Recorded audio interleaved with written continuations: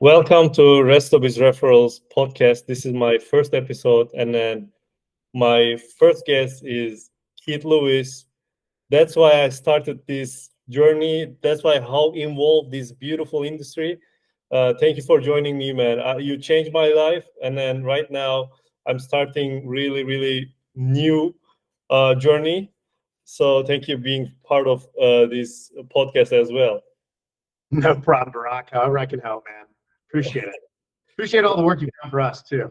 Yeah, man. Thank you so much. So you have 25 years experience in this industry, right? Yeah, yeah. Yeah. So I started in the early 2000s. I started in construction, and my partner Corey Hancock has been full on 100% restoration. I've been in construction for 25 years. Corey's been in specifically restoration for almost 25 years. So between the two of us, we feel like we have a lot of the areas covered. That's incredible. And what inspired you to pursue a career in the restoration industry, and how did you get started in this field? Two things. I was looking to acquire a business, and I ran into Jack Dennison, who was retiring. He was the original owner and founder of the Restoration Entrepreneur. Bought the business from him close to 4 years ago now. And prior to that, I had just transitioned into restoration. At that point, shortly after I had met Corey, and we got along great. I felt like it was a great team, and that's when everything took off for us. That's awesome. So what are you doing with restoration business, and can you a little bit talk about the your service and everything? Sure. So we're restoration business coaches. Um, Ironically, when I bought the company from Jack, it was all about TPAs, third party administrators.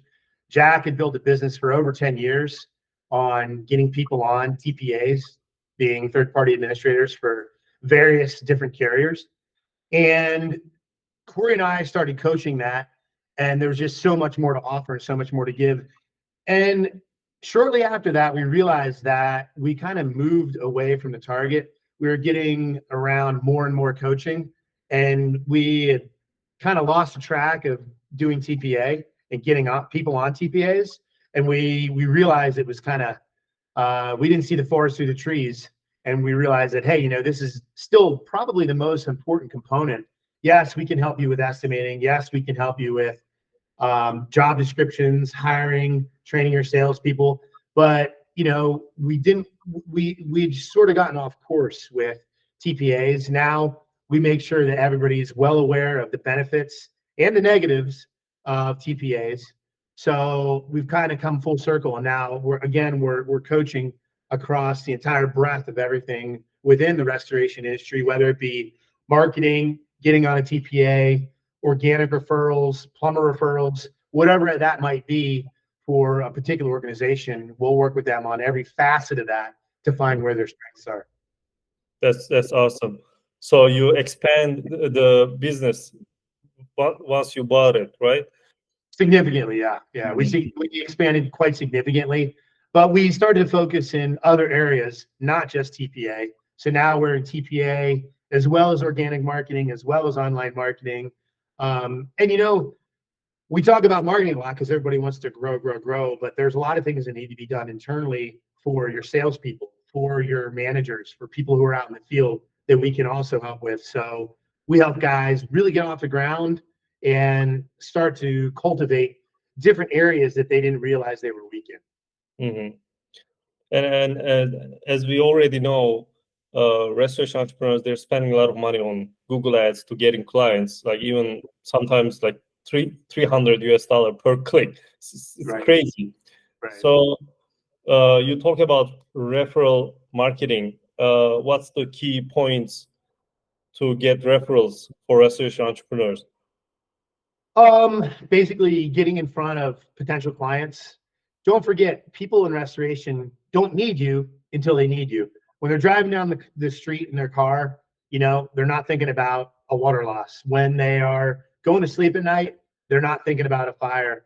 When they're, at a picnic, they're not thinking about any of these things. When they're surfing Facebook or when they're on the internet, they're not thinking about, a tragic loss or an event that's going to potentially have them moving out of their home. So you and I witnessed this firsthand. We're definitely pros in this sector now because we've worked so much with Google AdWords. We've worked so much with email. We've worked so much with client referrals. For you and I personally, we did a lot of work with LinkedIn. You've grown my personal LinkedIn page to, thousands and thousands of people on LinkedIn. But it's important to have that so that you're constantly in front of people, so that when they do have an incident or they do have a loss, they've seen your face 1,000 times, so they know that what you're capable of. They're comfortable with you.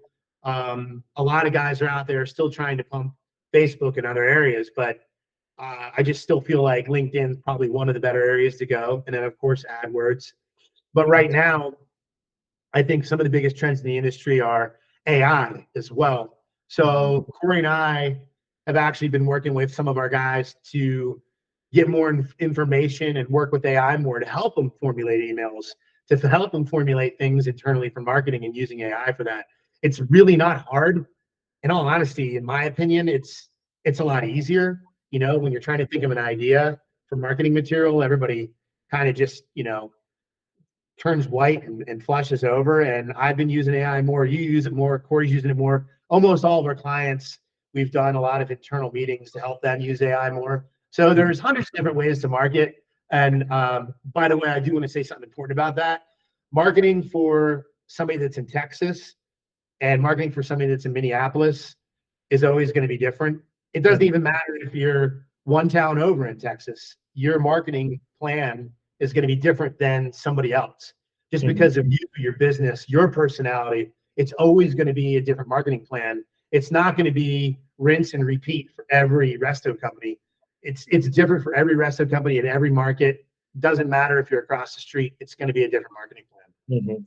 And which referral sources is the best for restoration entrepreneurs? Yeah, I still think it's going to be different for everybody. I think for some people, for referral marketing, I think most of the time it's going to be LinkedIn. Small amount of time, just like our customers down in Mississippi that you've dealt with, they did a little bit on Facebook, and it seemed to work well for them. But again, it all depends on what you're going after, what your vertical market is, what are you pursuing? Are you trying to hit roofing a little bit harder? Are you trying to go after bathroom harder? In your particular situation, we had somebody that wanted to pull in doing gutters as well as an add-on restoration and roofing, and they turned that into a $100,000 opportunity quite fast. So it all depends on what you want to do. You can always give us a call. We're glad to talk to you about it for free. I mean, it's not rare for me to pick up a cold call for somebody that's calling in and spend an hour with them on the phone to talk about the ins and outs and the potential pitfalls of what could happen if they go with Facebook or if they go with LinkedIn or if they do, a Google AdWords budget. It's different for everybody, and every solution is going to be different on what markets you're going into. Yeah, that's actually very, very good, advice, because maybe roofing guys, audience is in a different place. So,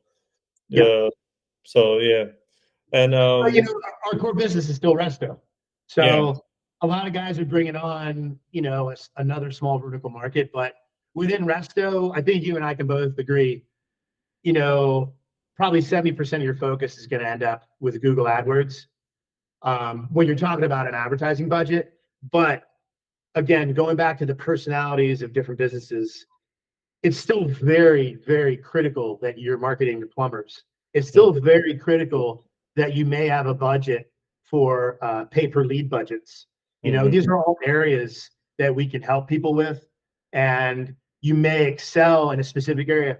Some of our guys spend, $6,000 to $10,000 a month on pay-per-lead, whereas we have several people that are spending, $3,000 a month on Google AdWords, and they're getting 10 leads. We have other people that are spending $8,000 a month, and they're getting the same amount of leads. Again, you're not going to get the same amount, the same bang for your buck in northern New Jersey as you do in rural Minnesota. I mean, it's going to be different, and we can help with that because we have customers all over the country. And we know how to play around those nuances and find things that give you the most cost-effective marketing budget and where to put your marketing dollar. Yeah, absolutely. And for beginners, Mhm. what do you advise? Like, what do you want to say to them? What type of strategies they can use, and then how can make them? Oh, how sorry, how can make their business more profitable? Like getting especially insurance jobs. How they Sure. can get insurance jobs? Sure. Well, first, we're very even. About 50% of the customers that come to me have a business that's just been started or are under $100,000. The Mhm. other percent are guys that are running a business that maybe 500,000, a million. We have a couple guys in North Carolina that are over 5 million. We have another gentleman named Dan Apposito out in the Minneapolis area. I mean, he's up and over 5 million, and he's only been in business 2 years. You Mhm. know, so it all depends, but it's not a get rich quick scheme. I mean, Mhm. you have to bust your butt to do this. But again, you if you come to us, we're going to have a relationship where we can direct you. And back to your question, new guys, okay? Mhm. We have to sit down and talk and figure out what you want to do with the business, what your idea was to start marketing. If it were me starting all over again, I would bust my butt, get in my car at 5 o'clock in the morning and go to plumbing supply houses and get referrals and Wow. talk to plumbers. Mhm. Corey and I have we have a white paper and we have a lot of different marketing ideas to get in Mhm. front of plumbers. That's a good, easy way that costs you $0. Still need to bring some donuts, still need to bring some coffee. Um, Yeah. but right, I mean, you still have to spend a couple bucks, but both Corey and I have dozens of marketing ideas. But more importantly, if you talk to us, we can give you an idea of what the typical referral fee is in Texas versus Pennsylvania versus Minnesota. You know, Wow. and That's yeah, it's different everywhere. I mean, however, I can tell you unequivocally that it's getting more expensive everywhere. I mean, you Mhm. used to be able to give a $400 referral to a plumber and get a bathroom out of it. Now it's going to be, $700, $800, maybe 1,000, maybe 1,500. I know several people that are given like $1,000 up front and then a percentage of the job, and Mhm. that's in some areas that's typical. In some areas, it's $1,500 up front. But call us; we can give you ideas on how to structure what you're paying these plumbers. And don't forget, you need to go sit in front of a plumbing supply house at 6 o'clock in the morning. Go to a different plumbing supply house every week for 3 weeks. I can Mhm. guarantee you're going to start getting referrals if you follow up with these guys. You give them referral fees. That being said, you want to talk to owner operators, and there's a lot of other nuances there that part of our program we can tell you who you should talk to and who you shouldn't talk to and how much you should refer and what plumbing supply houses you should go to and what plumbing supply houses you shouldn't go to. Wow. So we've narrowed this down over 10 years to figure out where you should go, where you shouldn't go, how you should spend your money, how you shouldn't, and that's free. Then we would recommend Google AdWords budgets, pay by leads. We have strategies on how to deal with pay by leads. Mhm. We have personalized training on that. Corey, my business partner, is famous for newbies going Mhm. to a job and having Corey on their phone on FaceTime, like you and I are, and walking the job Mhm. with Wow. as their manager, and Corey's saying, you're gonna need 5 DUs, you're gonna need this piece of equipment, that piece of equipment. Here's your equipment list.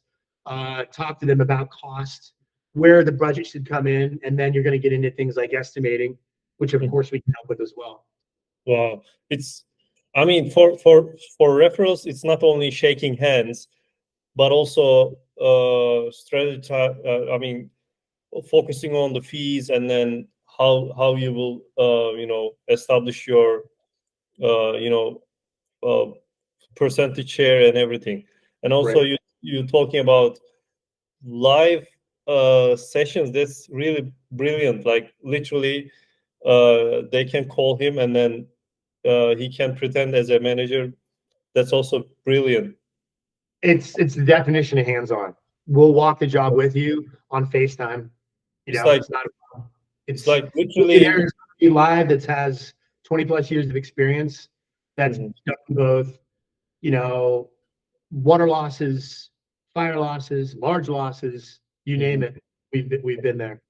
Yeah, that's amazing. So here's another question. Dealing with restoration often involves responding to emergencies. How do you stay calm and handle high stress situations effectively when your clients asking you questions?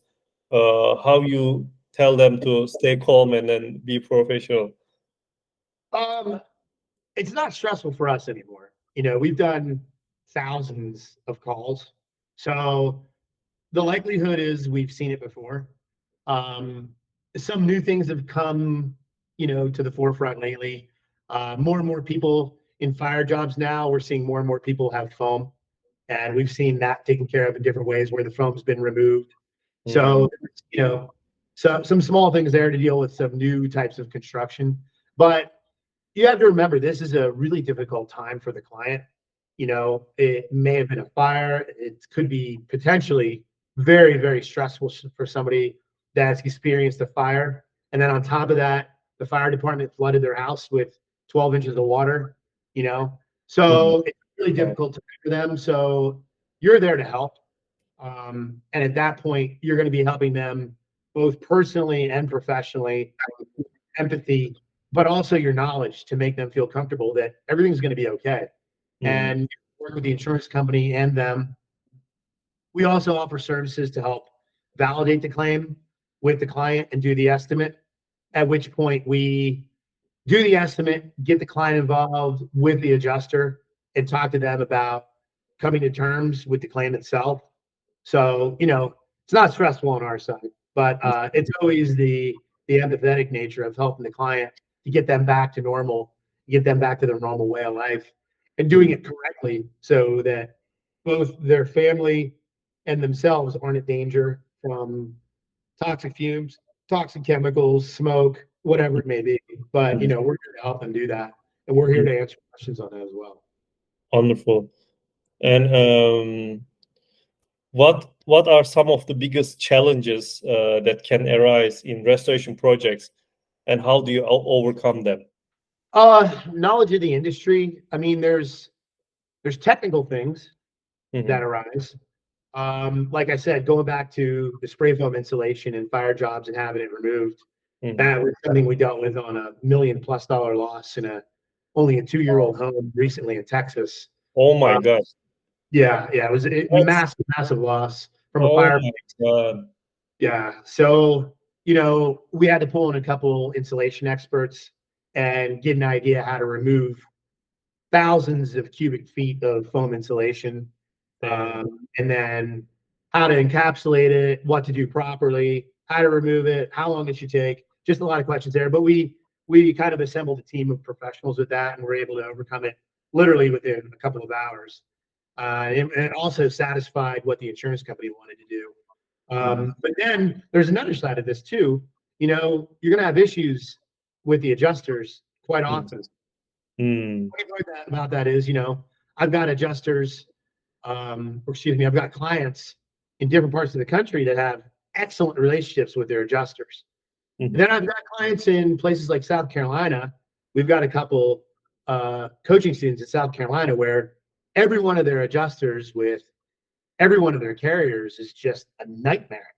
And we're just constantly finding ways to work with the adjusters, but still get enough money to cover the claim and keep our clients satisfied with their profit margins. So we've got hundreds of different ideas on validating claims and keeping profit margins where they need to be and trying to work with adjusters to keep this very fair and honest for the clients themselves that have the loss. So there's a lot of different things there. We've got a lot of things that we feel like are obvious, but we keep them proprietary because they're so simple that we feel like we can increase the value of a claim by sometimes 10 and 15% just by following some simple practices. So, there's a lot of different ways out there that we help our clients with to earn more money on claims.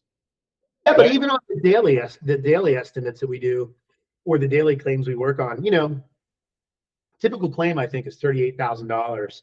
So if you're looking at that, I would say even more than 10%. I would say like closer to 20. Maybe 25 sometimes on your ordinary claim. It's 38 to 50,000. I would say we can help them pull another 20% out of it relatively easy. Of course, that doesn't happen every time. Sometimes adjusted, it's extremely difficult. But I'd say on average, normally, 50 to 20% would be something that we would expect. Easy. Like every time, if they can get like 20-25% more, like they can change their life. I mean, they can increase their revenue like a multi-million dollar, right? Oh, absolutely. Absolutely. That's why it's important to always have good estimators on your team too. How do you prioritize customer satisfaction, and what strategies do you use to maintain a loyal customer base? You have to do the right thing, but for the most part, we're always there for all our clients. I mean, both Corey and I are known. We always answer the phone, and I'm old school and big on that. Always answer the phone, stay in front of your clients, try to get everything done for them that you need. Right now in the industry, everybody's just so busy, but it always circles back to the client. Well, I'm in Florida, so we get a lot of clients that were affected by a hurricane, and then most recently we started picking up a lot of clients out near Oregon and Washington who all suffer from a lot of fires. And these claims are always just massive, hundreds of thousands of dollars, $300,000, $400,000, $500,000 fire claims. So we're always trying to keep everything above board. We do everything we can to help our clients out and get their adjusters to work with us to get a claim that effectively works for the client at the end of the day. And that's probably the most important thing to us. Another question. Can you share your insights and the latest trends and technologies in the restoration industry and how they impact your work? There's so many areas that are taking off right now. There's a lot of new technology that's coming into the industry. There's some technology that's been there that a lot of people don't utilize. And then, of course, a lot of simple things too. Bluetooth on a lot of equipment. A lot of guys don't utilize it. And if you utilize it properly, you're not sending people out to the job site as often. Another thing that a lot of you guys come to me with that I pretty much tell all the guys to do is you've got to take moisture readings. And a lot of people are coming to us and they're not taking moisture readings every day. And coincidentally, I have a whole set of other clients that are being attacked by auditors in the industry that have been appointed by insurance companies. So a lot of new guys that are in the industry, make sure that you go out and pick up a program. One of the cheaper ones out there is Mika Moisture Mapping that records all of the moisture data. I have small and even medium-sized companies that still aren't taking and recording moisture data. And then all of a sudden one day they'll get dinged by the insurance company and say, "Hey, where's your data?" And their answer is, "Oh, we have it written down." That's not going to fly. Any of you guys that are any bigger than a startup, and a startup specifically, make sure you're recording your moisture data, because all it takes on a nice size claim, $60,000, $80,000 claim, for them to notice that you're not recording it, they're going to call you out. And there's a pretty big probability that you're either going to get paid significantly less or not at all. So quick, easy fix is make sure you're using Mika or one of the other apps out there to record your moisture data. Because a lot of guys are calling us right now, especially in the upper Midwest. I don't know what's happened, but we've had half a dozen people call and say, "Hey, can you help me out with this?" To which the answer is, "I'll try, but probably not." Right? I mean, it's really illegal at that point. You're trying to do things, and let's be honest, they're fraudulently recording data that wasn't accurately recorded in the first place. Mhm. So go out and pick up something, record your moisture data so that you don't get screwed and not get paid. It's cheap, it's easy, it's just better for you and your process. And at the end of the day, it'll probably save you a couple bucks from, potentially sending somebody out there all the time, but it needs to be done. So that's a quick tip that I see too many guys in the industry getting screwed for not recording data, but that's an idea of something in the industry that you should have. Um, and again, AI, AI is everywhere now, and it's not going to help you in your day to day, but writing your marketing material, your marketing emails, or if you need to write a long form letter to a client, learn how to put it in Chat GPT or one of the other AIs because it'll Mhm. write the letter for you. And 10 times, 10 out of 10 times, I can tell you from personal knowledge, it's better than anything I could have ever come up with. So Mhm. use Chat GPT when you're writing long form emails to your clients. It'll make you Mhm. look more professional. And to be honest, you put information in there and it spits something out in 2 seconds. It's actually faster. Wow. So maybe they need to write it down, write prompt, and then give it to ChatGPT so they can get right, Yeah, it's their so what much they more want. accurate, and it's almost like a legal tool in that it's putting a lot more information in there than you would have thought of. So, for what it's worth, it's definitely worth. I don't even know what ChatGPT costs. I don't know. What does it cost? Like $1 a month or something? I don't even know. I bought it 6 months ago, so I don't even know what it costs. But believe me, well worth it in time saved in and of itself. What are the key secrets to running a successful restoration business, and what advice do you have for aspiring entrepreneurs in this field? That's a loaded question because um, anybody that calls me, I'll tell you right out that every business has its own personality and it's usually driven by the business owner. Mhm. So, you know, some business owners have no problem getting in the car and going to a plumbing supply house and marketing their business, or they Right. don't have a problem having their salesperson go down there and market that way. On the other hand, you still have to be able to bootstrap it and be willing to do it. Um, you know, you can go out and buy leads. You can go out and do several different kinds of Google AdWords, but we've got so many guys that are new in the industry that have done so well. Delmar up in Atlanta. Delmar, I hope you're listening to this. Um, at some point in time, I think you and I should touch base with Delmar or Ryan or Dan Opposito up in Minneapolis. We helped get a lot of these guys off the ground. I mean, Delmar came to us with a little itty bitty company that was doing mitigation. He'd left the company doing MIT, went off on his own. And I mean, we help him do a lot of his estimates. I think he probably billed out 200,000 last month, somewhere around there, and he was just a one man operation. And now I know he's doing 50, 60, $70,000 jobs. He sent me some of the checks that are coming in. So I know I see the checks coming in for 40,000, 50,000, Nice. 15,000. He's getting progress payments of 18,000. I know he's doing really well. I'd have to follow back up with him, but I'm pretty sure he's going to do, 400 or 500,000 total revenue this year. Great Mhm. guy, hard worker. Um, Ryan up in Rochester, Minnesota, same way he came to us as a plumber, started a resto business, Wow. doing amazing. Um, Ryan added on roofing last year. I know he's doing well north of $1 million in revenue now, Wow. without a doubt. Don't forget, this is a guy that came to us 2.5 years ago as a startup, as a plumber. Mhm. Self-performed a lot of his mitigation, but the guy's probably making, over 300,000 a year. He's not doing too bad. Um, Dan Opposito up in Minneapolis came to us as an accountant, used Mhm. us as a business coach. Same Mhm. thing. Started fresh. Um, he wanted to just do mitigation, and we Mhm. said, "Look, you really want to make it big. You really want to start off hard. Once you get going with mitigation, you really need to add in rebuild," which he did a short time later. I'd have to look back. I think maybe it took him like 6 months. Hired a salesperson, Wow. um, and is doing really well.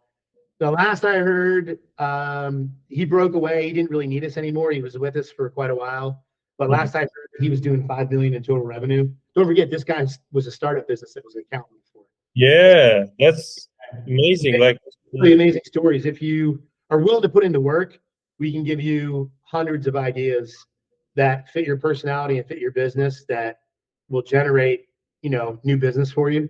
So it doesn't really matter what part of the country you come from or what your background was. If you're willing to put in the work, we usually say within 90 days, we should be able to help you fill your month. So if you give us 90 days, we'll fill your schedule. can you give us like sneak peek advice, like for newbies, like how can they increase their revenue? Like sneak peek. I'm not asking a lot of. I don't even have, there's enough information out on the internet, and just out of genuine curiosity, go out and hit plumbers. Get plumber referrals, cost $0. And then if I were a newbie, I would find a lead service. Go out and find a lead service and get leads from a lead service.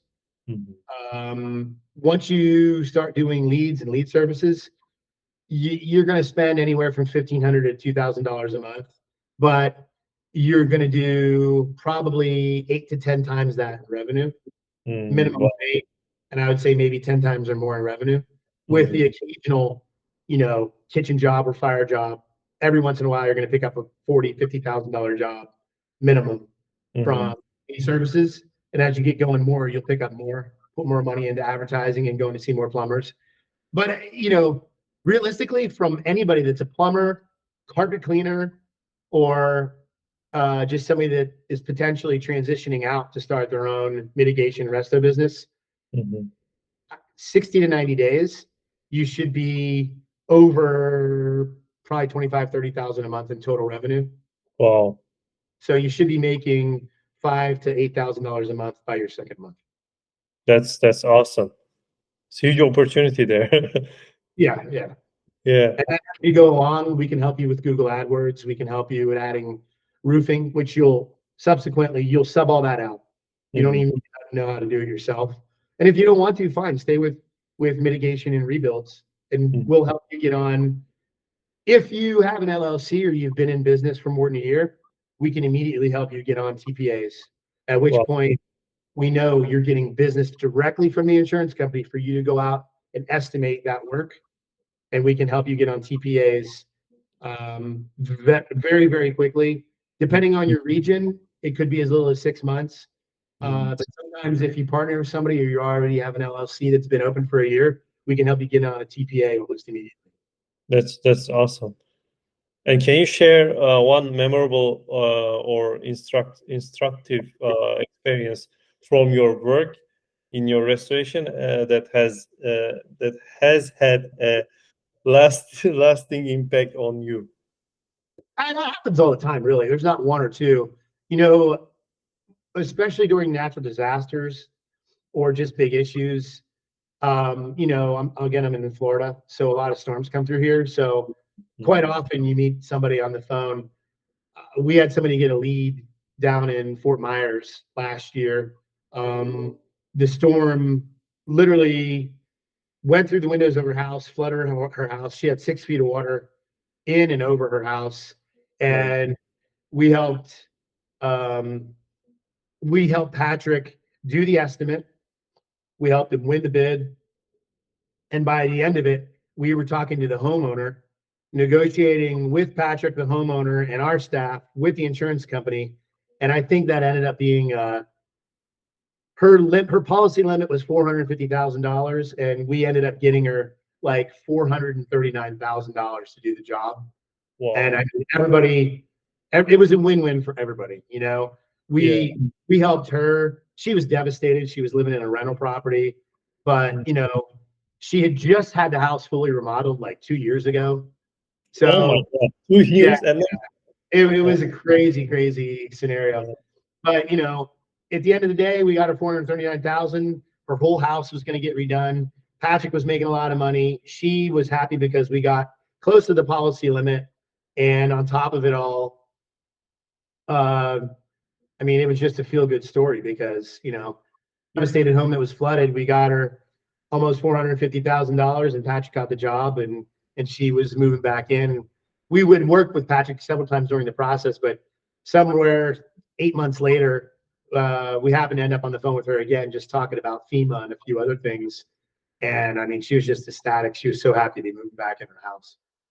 It's literally life-changing story. I mean, so you're talking about reaching the insurance limit. I mean, if somebody doesn't know the details, maybe they couldn't recover, they couldn't rebuild the house, better, Well, right? the funny thing about that is, look, I get calls once a week from somebody that's got 20 years of construction experience, but the homeowner called them because they have a lot of recognition in the community.